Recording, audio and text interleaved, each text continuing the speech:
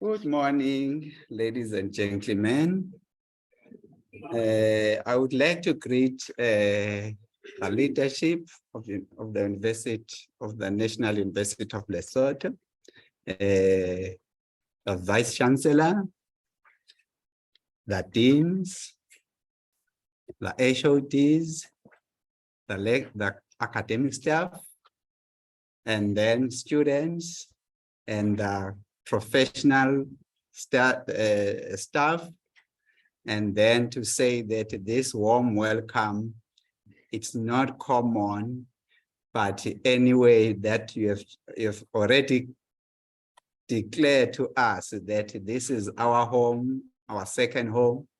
We are now, would like to say, thank you very much for welcoming us with this warm welcome way of doing things. Therefore, I decided then to record this so that we will then be able to view the video again whenever we have time, in such a way that when you collaborate, we may remember this recording to say that on this particular day, the 3rd of March, we were together like this, sharing our ideas, because we are not coming here just to give you our ideas, but we are coming here, we are here to have your ideas as well.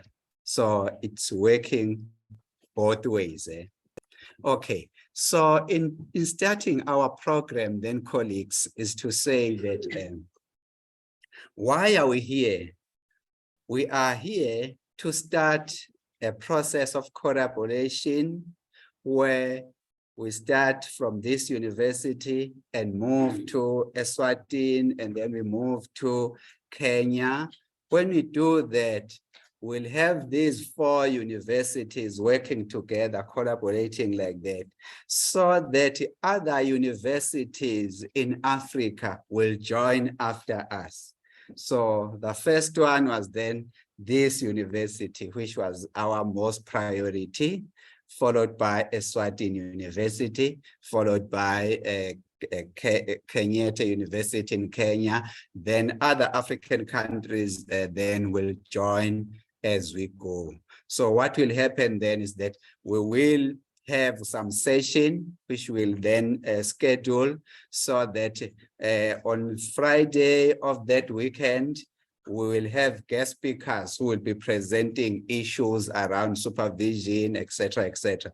Then on Saturday, we'll ask our students then, our masters and PhD students, to present their own work, so that when they go back to their supervisors, they will at least have our contribution as a cohort where we will be working together as a team. So staff members from this side or supervisors from this side will be working with us, and then our student from UKZN will be benefiting from academic staff from this side. As a result of that, we'll have a nice collaboration to say, now we are developing the whole Africa to talk the same language. In order for us to deal well or to compete well with other continents, we need to start at home and clean our home, like what Prof indicated, that no, we want to clean us first, and then after that we can start to talk about the whole world. But at the moment we can't talk about the whole world while we have not come together like this. So that togetherness then is helping us to deal with the issue. So maybe my question then will be, is that we are here. When we are here, are we sure that we are all here?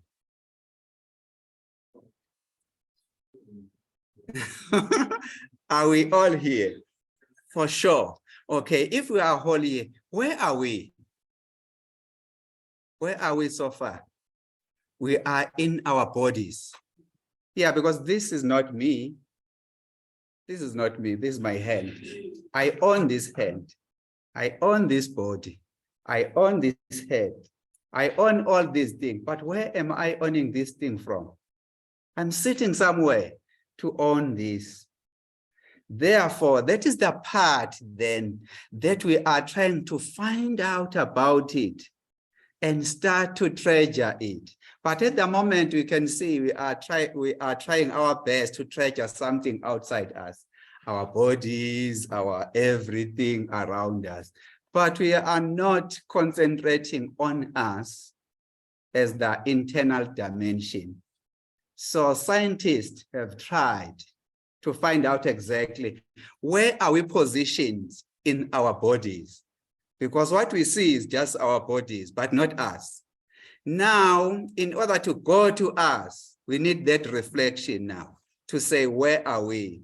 So scientists then came to a conclusion to say that, no, we are in the mind, because we take out our brains, then we'll die. But if I take my leg out, I'll still be there, exist. I take my kidney out, I'll still exist. But take out the brain and see if the person will exist. So which means it may happen that we are hiding around our brains. So scientists then have started to bring this issue to say we are in that we are in our mind. So how does this mind work? How does it work? They categorize it into three to say, when we were born, we were able to move, do everything. What was why did we do that? It's because of the unconscious mind. The unconscious mind helped us to breathe, to move, to cry, to jump, and we were free. We were enjoying life then. Then what happened then to us? Why did we start now to be unhappy if we were happy then? Is it not that we have to increase our happiness than to decrease it? But it looked like we are decreasing it.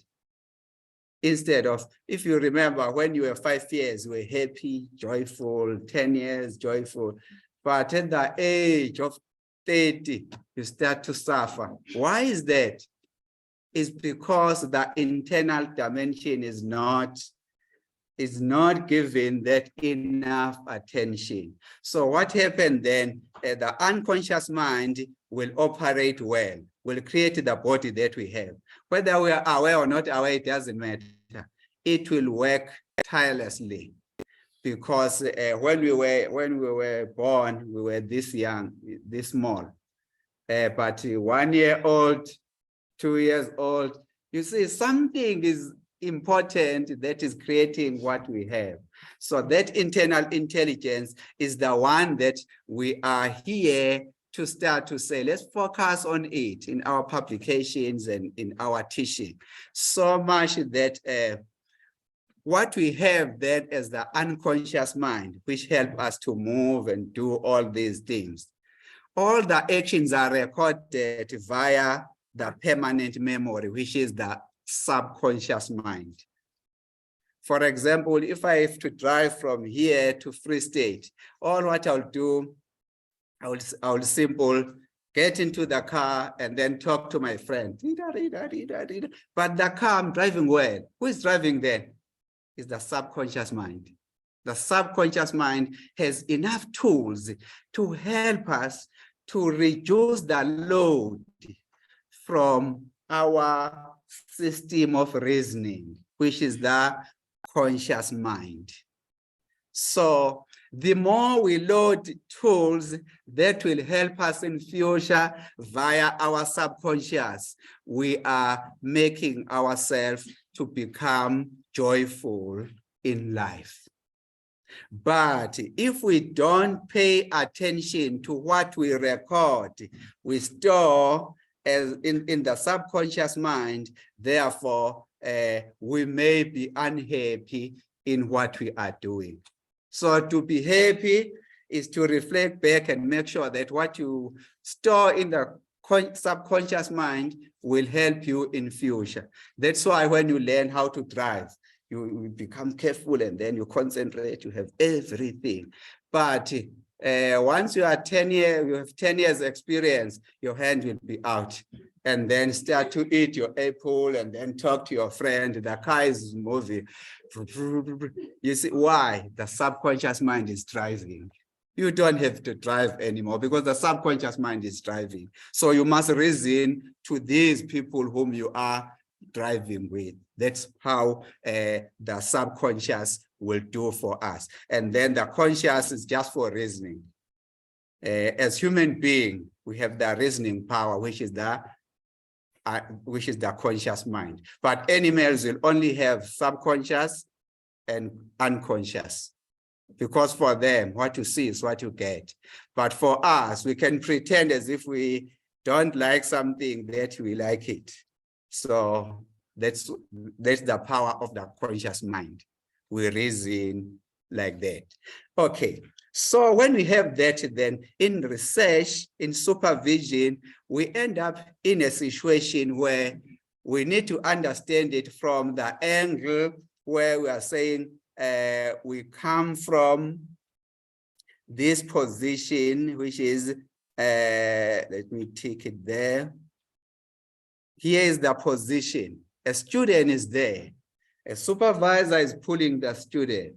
So one day, this student should be able to pull the supervisor to go to the higher mountain. So the role, the relationship should change. So how we do that, we make sure that we are aware that we are dealing with the puzzles.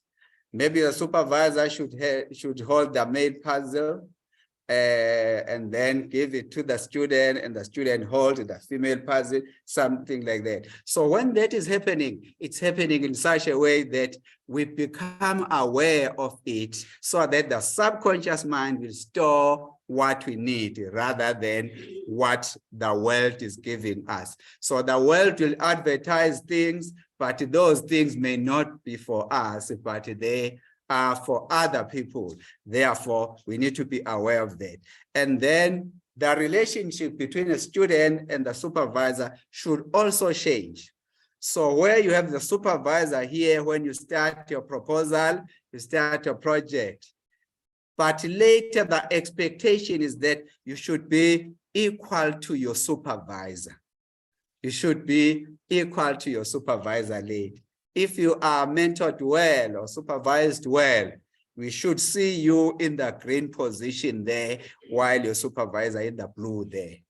Then you grow and you become bigger than your supervisor. That's the aim of supervision, which is good then if you follow it in that order. Then now, what about this model then of supervision? How are we supervising students, or how students are being supervised? All what is happening is that we have some models of supervising students. So whatever it's coming from our subconscious mind is coming because of the models that we know. It's not a coincidence that this one is following this model. So here we've positioned the models into 3 categories. One category, the first category will be horizontal or unstructured model, which is based on opinion. So there are students who will come to us as supervisors and start to say, you see, I know I should take 2 years to finish this degree, but can I take 4, double the years? Then supervisors who are against this kind of model said, no, not for me. Look for other supervisors to do that. But those who are aware, they will simply say, okay, let's put the structure which will use in your supervision. Because what will happen here is that this form of students, they would like to go for cohorts, to go for groups. So they can go to Professor so-and-so's group, Dr. so-and-so's group, etc., etc. Before they come to their supervisor. When they come to their supervisor, they come just to submit, to say, here's my proposal, look at it. And then they think that that professor there who supervised the cohort will simply give them what we call objective reality about life. So they will come with there to say, oh, you see this one, it will be 100% accepted by my supervisor. Then the supervisor look at it and said, no, this is out of order, go and work again. Then they'll change that cohort, that group, they'll go to another group. They work there again, push. And the supervisor will look at it again to say, no, you are still missing the point. Go away and look for more.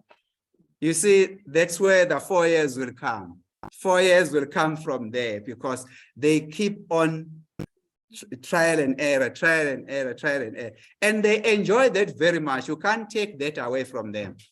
I've seen them, I've supervised them. You see, I have a student from Kenya who had that challenge, who said, no, I need, instead of 2 years, I need 4 years at least. Then I said, why do you need 4 years? Then she said, no, I know what I need. Can we follow my needs, not your needs, sir? Then I said, okay, thank you. Let's go for it then. I then allowed the student to work like that. So she took the 4 years, but part of that 4 years, she attended different group, different cohorts. And then when she came back to me, I had to look at it, and then based on the group that she attended, that particular chapter, then I work according to that so that I could fulfill her needs, not my needs. So that, and as a result of that, she even published 2 articles as before she completed her degree. Therefore, that's what helped her. Today, she's cruising all over. She's doing excellent because that's what she needed. For her internal intelligence, which control her subconscious mind, was only going to work when you allow her to do that. So the groups that she had the email group, social media site. She enjoyed that, social media, WhatsApp, Facebook, all those. That was part of her supervision. And then it was good because then she graduated. Although she was excluded in her last year by the rules of the university, she had to appeal. She said, don't worry, say I'll appeal. Against exclusion. Then she appealed, then she finished it. Today, she's very strong. She's publishing, she's supervising, she's doing everything. And then the opposite to that, there are other students who will tell you that, you know what? I need to finish this degree. If it is 2 years, I want to make sure that 2 years. And I don't want to join any group. I want to go pound to pound with my study and you. Are you capable of doing that? Then the other supervisor will say, no, I don't have time. Others would say, okay, let's go. Then they'll go according to that. And they'll make sure that the 2 years, they finish the 2 years from their thesis. They will then start to publishing from their thesis. Because now they have a license of being a graduate, postgraduate students. When they go for conferences to present papers, they are digging from that rich PhD or master's thesis they have, and then publish again, left, right, and center. Then people start to say, no, but this one has just finished his or her degree last year, but she has already published 10 articles. No, it's not possible. It is possible because for this particular one is looking for the license to publish and supervise.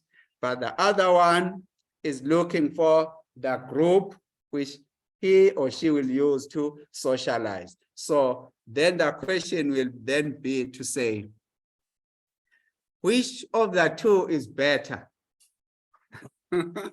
So which of the two is better? Then the answer, for sure, we don't have the answer. Eh? Yeah, because both of them have fulfilled what we wanted to achieve. So in other words, these two people are joyful. This one who has taken exactly the prescribed time, and this one who has doubled that, they are both happy. That's what we need in this world. Life is about helping people to be joyful. That's what we need. So now, but unfortunately with supervisors, then other supervisors, when they are not aware of this, they will simply restrict students. If they are fans of vertical approach, which is facts-driven, then they will simply say anyone who is trying to take the horizontal approach, which is open or opinion-driven, they are not my students. They run away from those. So you see now, so supervisors are not running away from those because they don't like them, but they've noticed that these are taking this model, they are fans of this model, then the conflict will start from there. But the most challenge is when you are not aware of the models, because you can chase your supervisor, you can chase your student, but if you are aware, you will know that, oh, my supervisor is a fan of vertical approach or model. Let me work according to what I can feed in his or her schedule. Or same thing applies to student, because this relationship, this working relationship, it's important to both of them. So in my writings then, or taken from my experiences, that maybe we need to start to say, how can we combine these two in order to make sure that we have the strength of the vertical part and the strength of the horizontal part. This is vertical because you start from one to the top. So in other words, if you are writing a proposal, you start from the title, etc., etc. But whereas with horizontal, I can start anywhere with my thesis. I may start by reading without bringing a title. And then later I can start to generate a working title. So that is, it's working like that. That's why they say here it's horizontal, because you can start anywhere. But here you need to remember that to start from one. You count from one to the last part of your thesis. So in other words, if you have your background and motivation, you have to make sure that is marked by the supervisor. The supervisor will mark the motivation to say, thank you, continue. And the tools that they normally use here, they use Grammarly to check the language order, as well as where they may be plagiarized unaware. So they just use the grammar. That tool there, Grammarly, is for that. And then they also use, in most cases, they use individual email, where it's only going to their supervisor without sharing what they are doing with the other groups. And then at the same time, they use reference management tools like EndNotes and others, so that when they cite, it's easy. They just press the button, the site is cited, and the list of references is generated same time. So when they have that, there's nothing will stop them from finishing this thing in 2 years, or even less than that, and they wait for the last day of the 2 years, and then they have it like that. So, but this side, when they work with groups, they sometimes don't pay attention to the tools that are used for research, because for them, if they go to this professor will simply say, I don't like EndNote, or I don't like Grammarly, don't talk about those things in front of me. That's where they get affected. But on this other side, they know they are working with someone who is familiar with all these soft type of software they are using. Then they work according to that, and it's easier for them. And then when it comes to both, negotiating both, you look at the needs. What are the needs of this? Or whose need are we addressing here? Or these students want to graduate with this degree so that he or she will be employed by this particular sector. Therefore, the thesis will work according to the needs of the part of that particular individual. So that's what life should be about, that it's someone whose needs are being addressed should be the drivers of what we are doing. It shouldn't be the opinions of the people outside this individual to drive what this person is doing. Because if this person is driven by A today, tomorrow is B, tomorrow is C, there is a confusion there. And I can guarantee you there that your life will be unhappy. Yes, definitely. Because after working so hard with this particular individual, then your supervisor is saying, no, this is nonsense.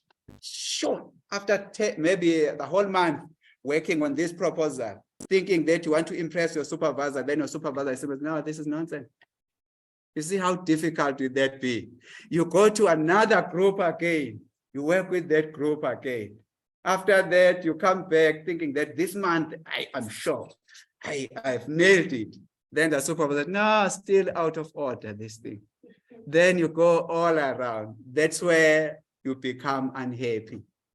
Yes, because now you were happy before you start your degree, but today you are not happy because you have been dragged this side and this side and this side. So you choose carefully what is about, which means which will be about your own needs before you talk to the supervisor. Then you let your supervisor understand your need. Then that working relationship will be good, you see.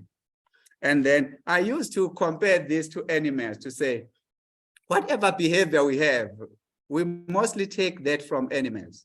And animals, what you see is what you get because they don't have conscious mind. They can't pretend, they will do as it is. So when we talk about this horizontal, it's when you talk about lions. You see, lions are social cats. They always work together. But when they eat, each one of them will eat according to its own need. So they eat according to that. But when they collaborate to bring whatever buffalo they want to eat, they will work together as a team. But when they eat, they work as individuals. So here then the lion represented that these students who normally take the horizontal approach, they work with the team. But when they write, they can write perfect according to the need that has been approved by the supervisor. Although it may take time, but it will happen at the end. So comparing then the lion with the tiger is that the lion may be beaten by the tiger because the tiger is working alone with a strategy, with a clean strategy. So maybe 8 punches before the lion punch. So you can see then that the lion will be damaged.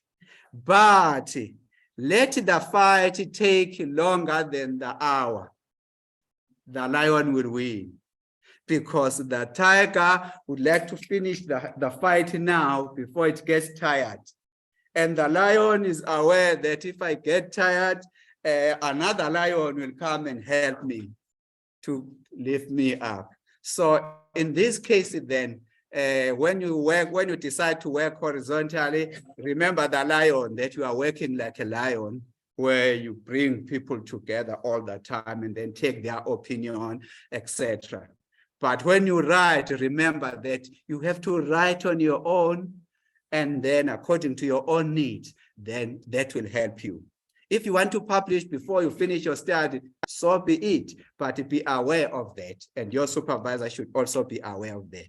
So much that these two are harmful if you want them to be harmful. Because if you come to the wrong side of each one of them, you will get what you will be deserving at that particular time. But at the same time, they are harmless. If you want them to be harmless, they will just work like that. So for us as human beings, we take the behavior of these animals, but we are not aware of taking them. So in other words, they shape us, they train us. So when they train us, Elders will train us according to what these animals are doing. But becoming aware is important, because you may take it to the next level to say, professionals or those in vertical approach model will always say, the fact is that lion will chase zebra. There will be no other truth other than that. So that lion feed on zebra, therefore it makes sense that they will run away. So studies are also promoting that. But there are cases where you find that in my community, we like zebras more than the lion. Then you protect zebra. We write narratives or stories that will say, no, there are cases where the lion will be chased by the zebra. And then everyone around us will be talking that language to say, no, there are not all the time that a lion will chase zebra. Zebra can chase lion, etc., etc. So when that is happening, then it will work for those local individuals. But when you move then to other places, you find that no, that is not possible. Not possible that the zebra will be chased by that. But what do we need then? Then as supervisors and students, what we need is a harmony between the lion and the zebra, so that will be joyful in our lives. So now how do you do that? We look at something like this to say, no, let's try to say, as much as we like the vertical approach, we should remember that there is also horizontal approach, because none of them has helped us to achieve 100% in what we are doing. But what we have achieved is working for us. It's for us to survive. For example, if I were to say to those supervisors who prefer to use vertical approach, which is structured, they will simply say, yes, we do generate students who will pass with cum laude. Then my challenge to them, or my question to them, to say, why are they not getting 100%, all of them, if what you have, it's a tool for objective reality? If you say the whole world should follow that structured one and ignore the horizontal or unstructured one. So that will prove that no, you have also not arrived at the objective reality about this thing, about this supervision, but what you have is something that is helping us for our survival. Then we become happy when we survive like that. Same thing applies to those who are taking the horizontal way of doing it, to say, bring people together and then they must work. Then they also don't achieve 100%. So when we don't achieve 100%, it means what we have is just a user interface. It's not representing what we can call objective reality. Therefore, you should be able to consider other alternatives then. But once you get 100 with what you use all the time, when you use it to get 100, therefore the whole world will then worship you. Therefore, you don't have to change. But if you have not achieved that, you have to consider the alternatives according to the needs of different people. So that's what will happen there. In our case, then in South Africa, we have this so-called 2030 National Development Plan. It's saying to us, as universities, we must produce 5,000 PhD graduates a year. But we are only producing this, all the 26 universities are only producing this, 1,800 average. Then why this? So that by the year 2030, we should be able to have 100 PhD graduate in per million people. When we have 1 million people, we must have 100 PhD graduates there. Why these PhD graduates are so that important? Why are they so important? Because they will come with a philosophy which may be closer to the objective rate. So in other words, if we want to achieve 100, they may give us a theory that may come closer to that. Although it has not arrived, but at least it's coming closer. So that's why now other developed countries have taken advantage of that. For now, in our per million, we are about 28 in South Africa, 28. So now you can see you have a long way to go to that, yes. So now, so all what you do then, you put your target accordingly, then the target will then help you to deal with the issues. So now, for us to come here, then we were saying this is what we have tried to do in South Africa. We have 5 universities that are categorized as research-intensive universities. So these universities are funded by our Department of Higher Education to represent us in the top 500 universities in the world. So in such a way that they can't start any qualification below a degree. So the initial qualification for a student when the student is joining these 5 universities, it has to be a degree. Then they take it from there. But we have universities of technology where you have to start with a diploma, a national diploma.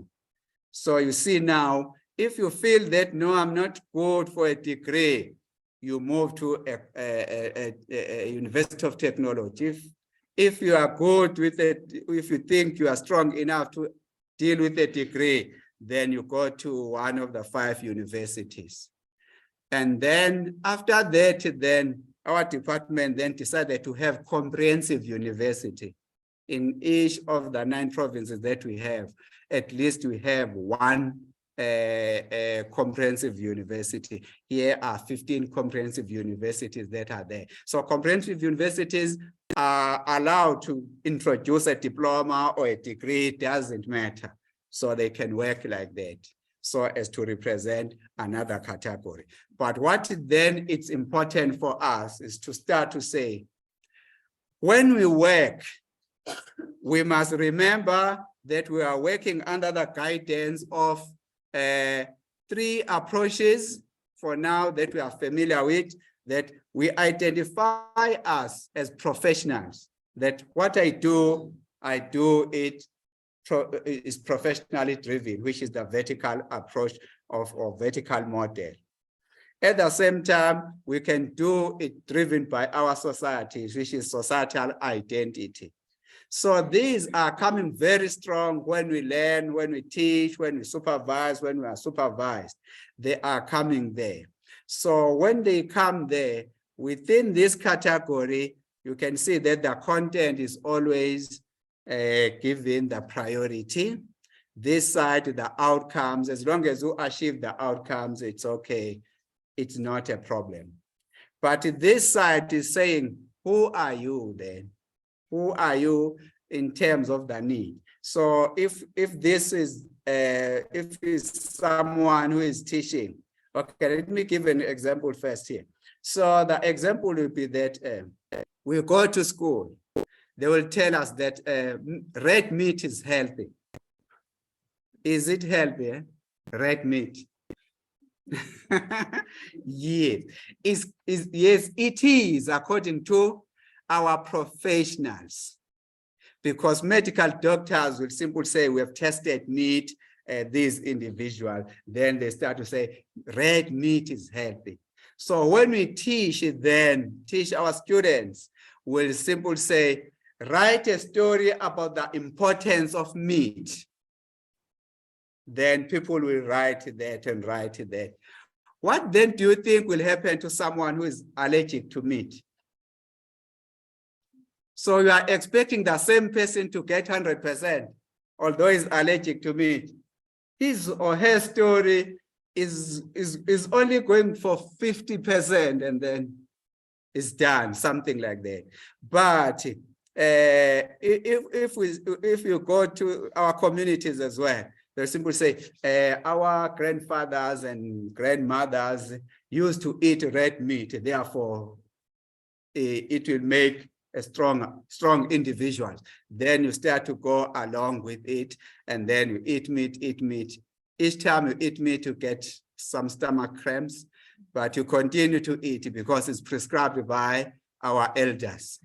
Or if it is prescribed by our doctors, we believe in doctors, therefore, whatever is happening.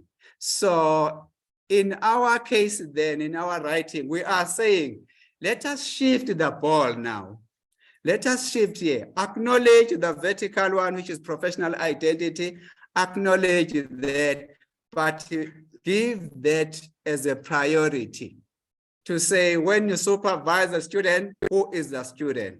Allow the student to reflect, to write his or her reflection. Or as a student, when you go to your supervisor, who is this supervisor? Then you allow your supervisor to reflect and give you his or her reflection. Then you can work like that towards the same need that you are looking for. But the main question here, whose need are we addressing? Then we work according to that. But here we work, we ask question to say, how do we do this? The how is related to what is happening around our communities. Then we start to shape ourselves, to be shaped by our communities. And then when we do things, we do it according to our communities.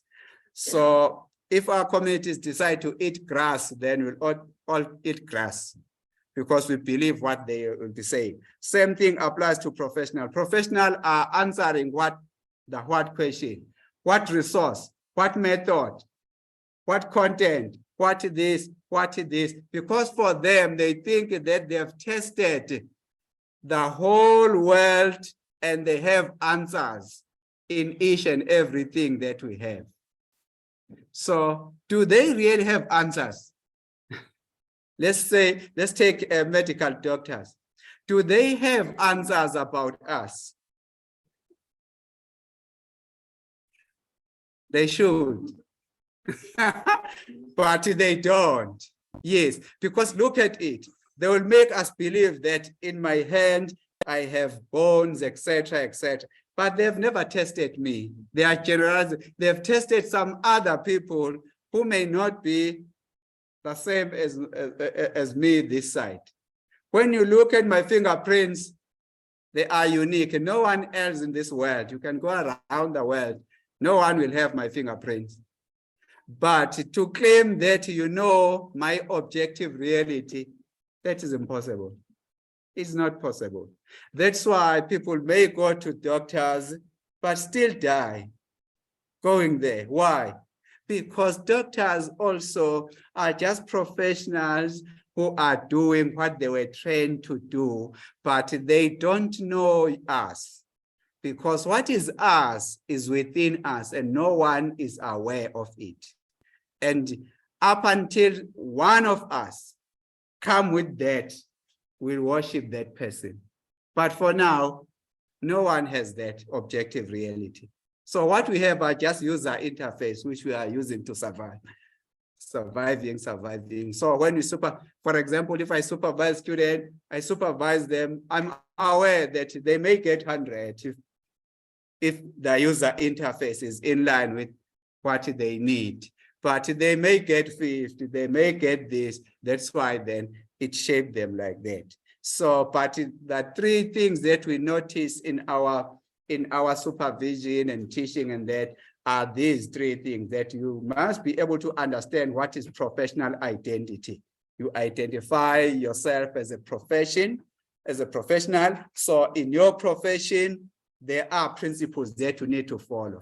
Whether you believe in them or not, you will be forced to follow those principles.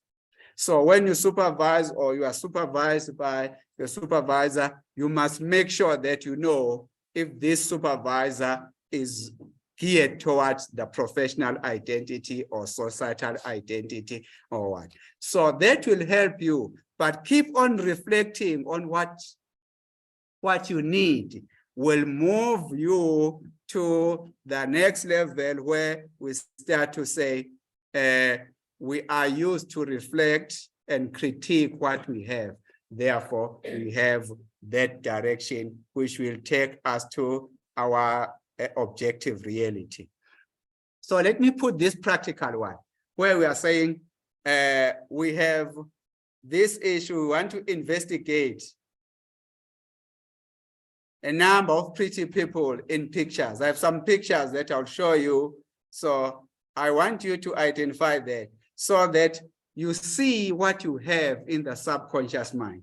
So the subconscious mind has something. So we need to bring it more live to say the purpose of this study is to investigate the number of pretty people found in pictures. And then we have research questions, descriptive research questions, which is normally used by those who prefer the vertical, the quantitative studies. So it will say, what is the number of pretty people found in the picture? Because for them, they will be able to count exactly and tell you how many of those pretty people there. And then when you go to qualitative, then they start to say, how are these represented in the picture? How these people are represented in this picture? So the number may not be important for those who decide to take qualitative, because they can justify and defend whatever number they will give you. And then there are philosophers then who will come from either qualitative or quantitative, who will simply say why the pictures represented in particular way. You see the why, which will need interview, semi-structured interview, etc. But the how can just be observed as easy as that. So when that is happening, then it will mean we'll come to this stage where we have a frame to say, okay, what is the description of pretty people then? Then you see that description, it's your framework. I have a framework which will help me to identify those. So they should be women with long hair or black hair. They should be under the age of 61. They should be wearing colored clothes, light clothes in summer, and then dark clothes in winter. So that's how they will have. So let's start with the first one. What do you see then there? Do you see those pretty people? Are there any pretty people there? No pretty people, only the vase. Oh, they are. Where are they? Oh, on the side. So there is a person there and the other on that side.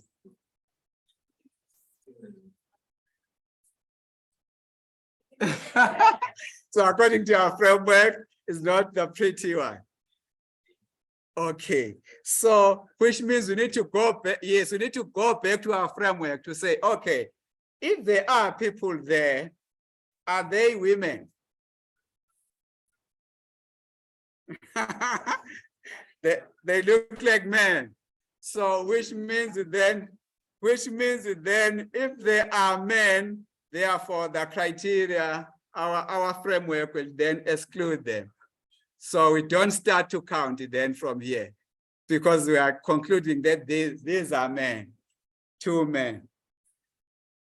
But others will argue for that to say, no, this one, it looked like a lady, or whatever the case may be. If it's the lady, then we start to say, do we identify that as a pretty one? Then we take it from there. So what we have then in our subconscious is what we see there. So seeing the people is because you are interested in dealing with people. But those who are not interested, who enjoy objects, they will only see the vase to say, I can only see the vase there. Yes, they will still say, others will say, yes, they are facing like this, but others will say, no, you can only see the vase. It's the subconscious mind that is playing us. So this picture is trying to hypnotize us. to look at things the way we want to. So for now, we want to see people because the question is about pretty people. So we have to force our subconscious mind tools to see people. That's what we see there now. Then what about this one?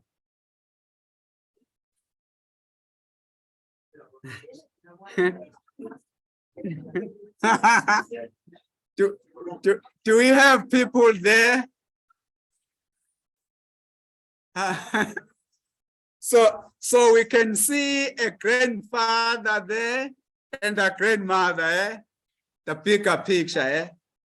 But because we're trained by the previous one, we can see that there are other people there, the one playing guitar, the one carrying something, and the one coming from the door there. And then we start to say, okay, of these people then, let's say there are 1, 2, 3, 4, 5, 6. There's one on the tower there. We'll start to say, are these women?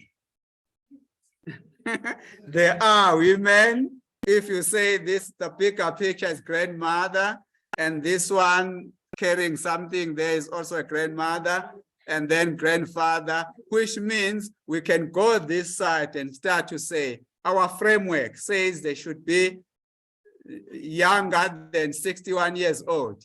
Are they younger than 61 years old? No. And then what about the lady coming there? We may start to focus our discussion around that lady to say, it looked like this one may be pretty, okay. Then you then go for details in trying to find out exactly about this particular one. For sure, the others will fall away. And then you go to the designer of these pictures, then you start to say, how old is this person? Etc., etc. When she fits the criteria, then you start to say one pretty person. You see, you have started to count at least. Then when you go to this one, an old man. It's just an old man,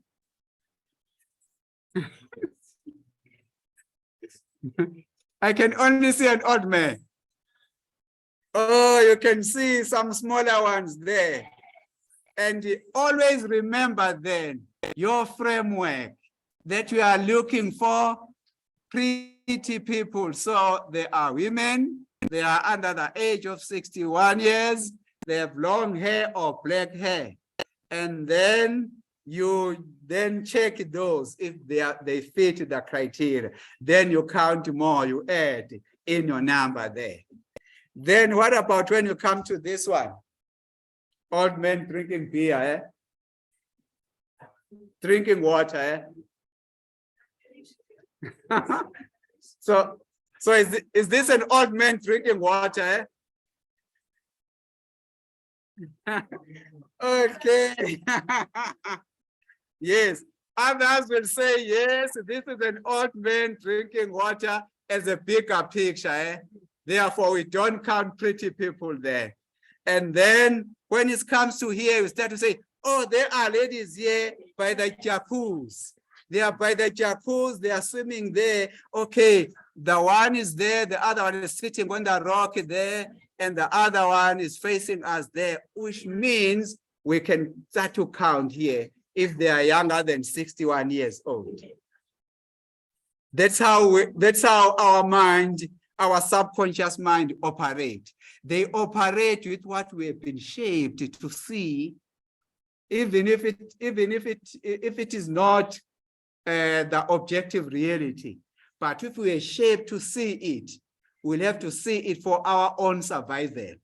If we need people, pretty people, we'll have to adjust our eyes according to that.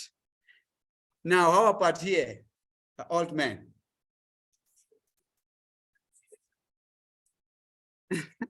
Can you imagine then? Do you see how tricky is life then? Because if I want my students to see the old man only. I will emphasize the old man. Yet my students are writing stories about these small faces. And I will even cry to say, what is wrong with this student?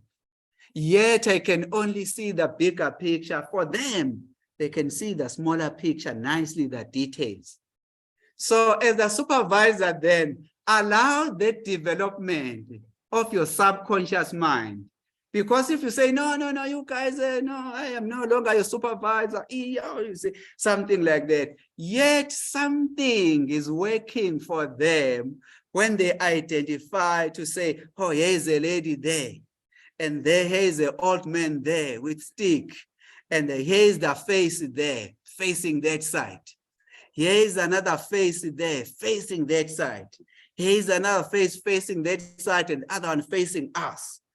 You see how many faces you can identify there. Then you go back to your original framework to say, are they women then? Then do they fit the criteria? Then you count from there. But this is what is happening when we teach, or when we supervise, or when we are supervised. Your supervisor will start to say, no, I'm talking about this lady over there. Yet you only see this grandfather, but I can see an old man there. What is wrong with this supervisor? Yet the supervisor is coming from the other side of what you see. You see, that's why you find that there are people who will hate red meat. There are people who like red meat. So now, if you're a fan of that red meat, you start to say, no, even my doctor said I must eat red meat. What is wrong with this person who does not eat meat and this? You start to question. Don't question. Yes, because what this person may see is maybe the bigger picture, while we are looking at the smaller one, or the smaller one is the opposite like that. So that's how life is shaping us. But what about here then? A flower, nice rose. It is a flower, eh? It's not. Yes. So when you shape your eyes here, others will say it's a couple kissing up there. And there's the leg there, the shoes there, the leg there. But others will only see the flower. So if we're a fan of flowers, of rose, we'll definitely see the flower. But if we're a fan of people, you will make them, your subconscious mind will create them to say, no, that's a couple kissing on top of the flower there. Because your subconscious is creating these things. They don't exist in this world, but you create them. They are created.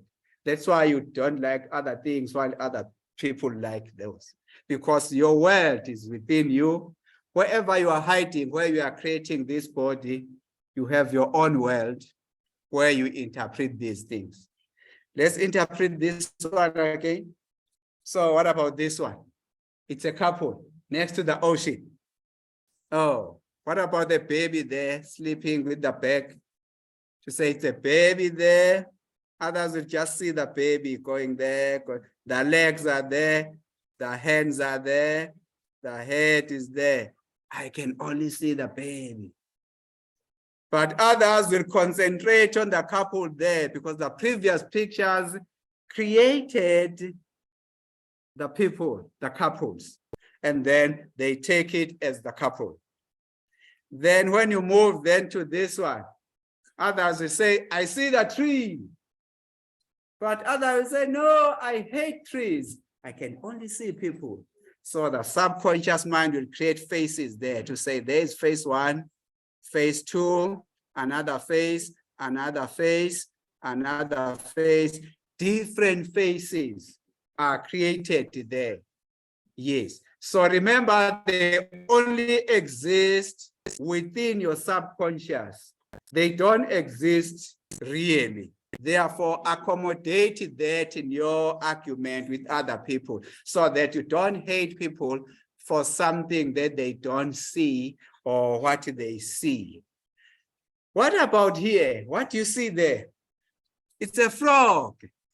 Are you sure it's a frog? Are you sure it's a frog? bigger picture frog. Okay, but let's wait, give attention to this. Is it still a frog? But your story was that it's a frog. You have already written your test to say, I saw a frog then. Yes, because you did not pay attention to details. You took the bigger picture.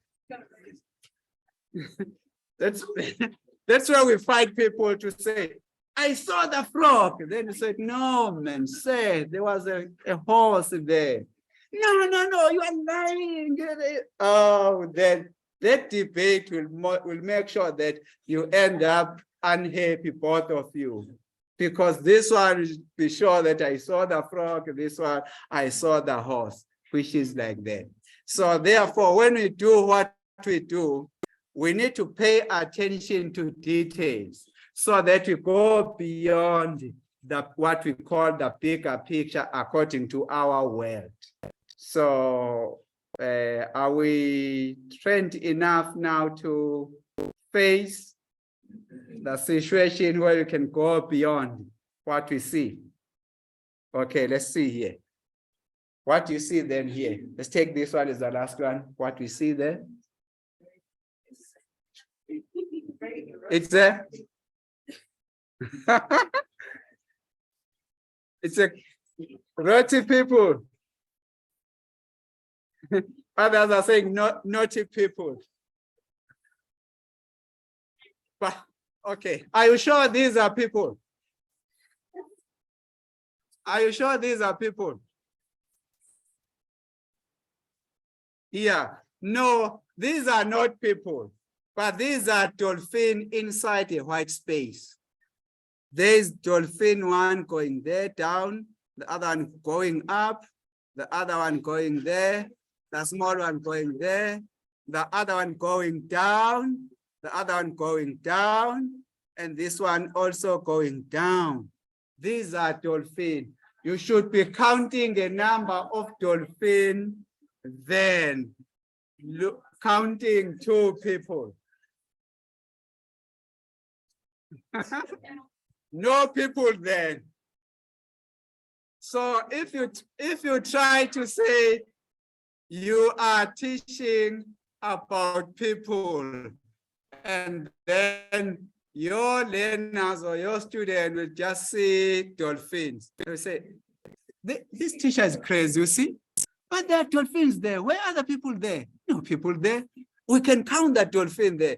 And students are good in doing that, to see what we don't see, because they look for details. And then they start to shape us accordingly. So that is good, because when we do that, we are coming closer to what we call objective reality about life. But if we take just a bigger picture and conclude and kick people and fight people, we are ourselves, will damage ourselves as well. So when we do research then, or we do supervision, or we do what you call, we are being supervised, that's what we need to do. We make sure that all the time, look at the bigger picture and look at the details before you conclude, so that your story will have details and a bigger picture. So much that when students write their thesis, they try to bring maybe only bigger picture, but only to find that the examiners will look for details. For example, here you write about people to say, I saw 2 people there. Then examiners can see deeper than that to say, no, these are dolphins. So we failed the study. Simple, we failed it. Because it's taking only the bigger picture that is not going beyond. Then we have the trouble in doing that. And then when we do that, then we do it in such a way that we take the bigger picture, which may come from the horizontal or the vertical approach, then you combine them together to write a story that will balance the 2. So that's how then we are shaped. And then there are some nice tools that we normally use in terms of our our supervision, we have this tool. So for us to be here, we are coming to invite you to say, let's work in collaboration as supervisors and students. So one of our tools will be Zoom. We'll use Zoom so that when we have those presentations on Saturday, then they are presented via Zoom. Or when we have a guest speaker on Friday, then we'll do that via our Zoom. Or we may move to say, let's use Microsoft Teams. So these tools seem to be the most popular ones that we ever use. Therefore, I'm sure all universities do enjoy the use of this. But now, remember, these are just user interface designed by business people for business processes. But for us, then to use them like this, we are using them as the user interface. And using this user interface is okay for us because we can survive. But we should, at no stage, we should believe that we know the objective reality of Zoom or this, and we must keep there to say these are user interface. Because if it happened that the owners decide to shut them down, we'll then suffer because we are used to this. We have been shaped to enjoy them. But if you may say, instead of using Zoom like this as an icon, let me go to the circuit that were used to combine it. That's when we have objective reality of Zoom. But for now, these are just user interface that we have. And we enjoy using user interface in this world because we're shaped to enjoy that. So the other tool then is that Grammarly, which helps students with grammar. If English is your second language, then Grammarly will help you to shape the sentences and also check if you have plagiarized something from another source. And then we have Turnitin, which you can also use at the end of your thesis to check if you have not plagiarized, so that by the time examiners mark your work, then you know that you have not plagiarized. Therefore, we have acknowledged all the sources. So Turnitin will just come there to give you a percentage to say, this is what is similar to other studies. Then you start to correct what is similar. Then you work according to that. But then we also manage our referencing because we need to invest on these technologies as the tool to help us. So when we manage our references, there are tools. The most popular one, I think, is that EndNote, which you can download from Google. You just go to Google, you look for it, you download it. After you have downloaded it, it will come to your Microsoft Word like that nicely, and then you can use it to cite. So when you open it, it will open like this. You'll see all the references because you have to enter the references into your library, create your library, so that when you cite, click the button, it will cite for you. Click the button, it will cite for you. You concentrate. Your conscious should be where? Should be on the content, the line of argument that you are writing. But this thing of putting comma, cite, put comma, allow the subconscious to use EndNote so that it will work with EndNote, something like that, or any, because commas, they can trouble us. Commas, full stop, and this, and it's worse when we generate a list of references that we have cited there. But with the tools, you cite as you go, and the list is generated automatically. Then you go all the way to there to download it from Google Scholar. You type those authors that you want to cite. So when you click them like that, then it will show you some different articles from that author. Then you go to here where there is this corner there. When you click here, it will take that article straight to your library. So if it goes to the library, you make sure that you double click it from the library, you format it according to your personalized language. What will happen if I just type others manually, and then download others from Google Scholar, what will happen? I will damage my library. So my library is not going to recognize the language, because when I downloaded them immediately, I have to personalize them according to the language of my library. So people may think it's easy just to download them there, all the references that you want to cite. But the challenge is that your library has a certain language that you need to follow, you see. So then you download it like that. So it will take you through all these steps when you download. But I'll leave this presentation so that if you want to download it for yourself, and then you can do it. And then you can also call us if you need support in terms of it. Then we can help you with those tools that you need to use. That is the end of what we have in our presentation. Thank you.